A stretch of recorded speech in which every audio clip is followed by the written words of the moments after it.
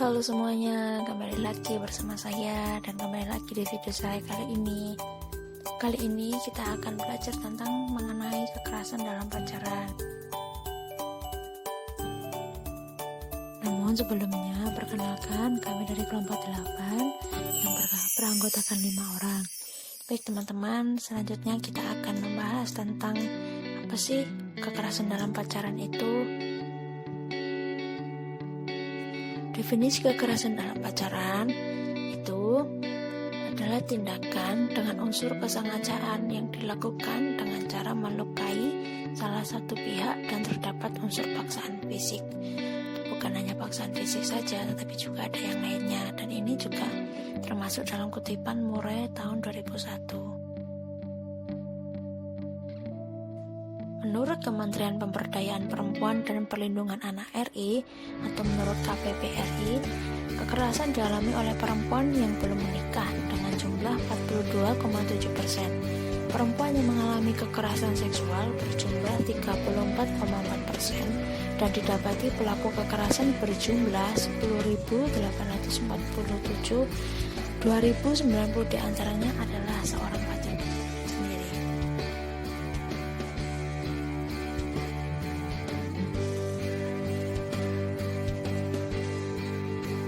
Selanjutnya kita akan membahas yaitu tentang bentuk-bentuk dalam kekerasan dalam pacaran. Yuk kita simak selanjutnya.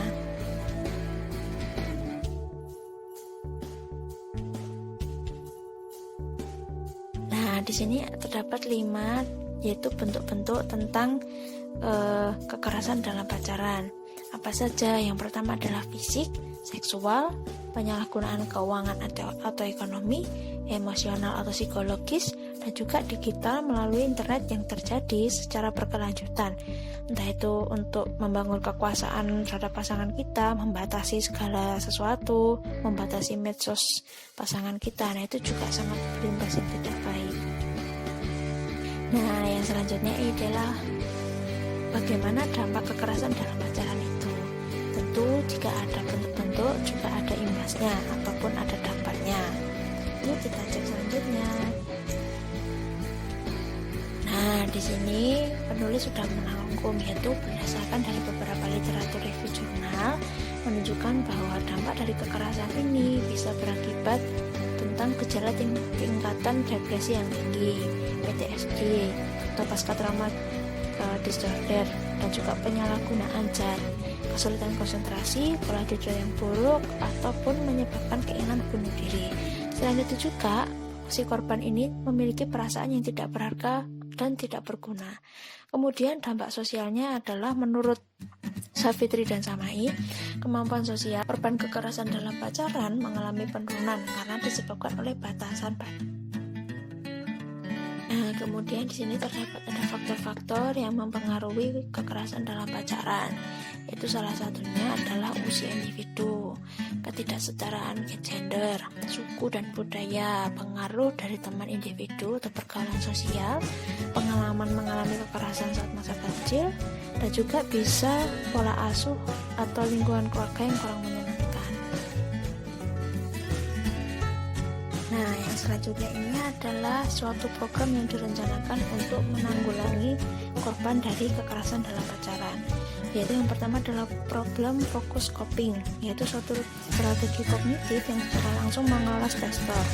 Contohnya, mencari dukungan instrumental seperti psikolog untuk mendapatkan informasi dan saran terhadap permasalahan tersebut. Sedangkan yang kedua adalah emosi fokus coping, yaitu suatu strategi mengatur emosi yang timbul dari suatu strategi untuk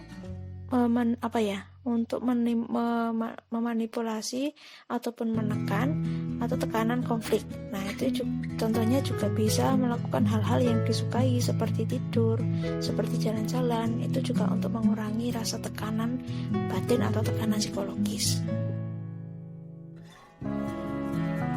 Nah, itu tadi teman-teman, kita sudah membahas tentang bagaimana kekerasan dalam pacaran, entah itu faktor-faktornya, definisi, bentuk-bentuk, dan juga dampaknya yang terhadap korban kekerasan dalam pacaran. Maka dari itu kita dapat menarik kesimpulan bahwa korban kekerasan ataupun pelaku korban kekerasan dalam pacaran, entah itu fisik, emosional, dan psikologis, itu juga sangat disayangkan jika itu sampai terjadi, karena itu juga sangat merugikan diri sendiri dan juga sangat merugikan orang lain. Kita sama saja membunuh generasi muda ataupun generasi milenial ataupun generasi masa kini jika kita telah merusak kehidupan orang lain dengan seperti itu.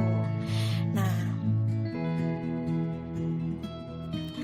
dan yang terakhir adalah pesan moral untuk kita semua, termasuk juga saya, yaitu berani mengambil dengan mengatakan tidak dan menghentikan hubungan ketika menerima tindakan kekerasan dari pasangan ataupun dari orang lain. Nah, mari lindungi korban kekerasan pacaran dari segala bentuk macamnya demi menghasilkan generasi muda yang baik dan berkualitas.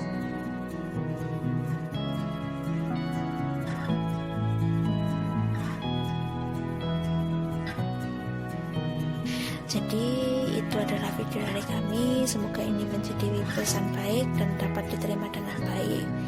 Sampai ketemu kembali di lain waktu. Thank you.